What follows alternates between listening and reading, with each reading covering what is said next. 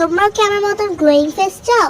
তাহলে আজকের এই ভিডিওটি তোমরা দেখে নিতে পারো, কারণ আজকে আমি এমন একটা ফেস মাস্ক বানাবো যেটা দিলে তোমাদের ফেস পুরো গ্লোয়িং হয়ে যাবে।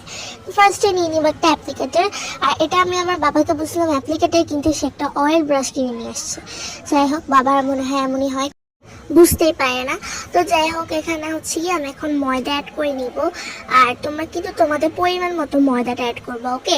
তো এখানে আমি বেসন অ্যাড করব, আর বেসন হচ্ছে কি তোমরা বেসনের পরিবর্তে চালের গুঁড়া দিতে পারো। তো বেসনটা অবশ্যই দিতে হবে।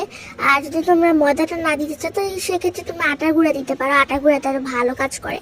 তো এটা আমি সবসময় ইউজ করি, মুখে ঈদ বলে না, মাঝে মাঝে এটা ইউজ করা হয় না। তো আজকে আমি ইউজ করতেছিলাম, তখন ভাবলাম যে একটু ভিডিও করে রাখি। তো এখানে এরপর আমি পানি দিয়ে দেবো। তোমরা চাইলে গোলাপ জল দিতে পারো, কেওড়া জল দিতে পারো, কেওড়া না সরি গোলাপ জল দিতে হবে। তো এখানে হচ্ছে গিয়ে আমি এখানে 5 মিনিটের মতো রাখছিলাম। তো এরপর এটাকে আমি ভালো করে স্ক্রাব করে করে ধুয়ে নিচ্ছি, তাহলে মুখে ময়লাগুলো চলে যাবে।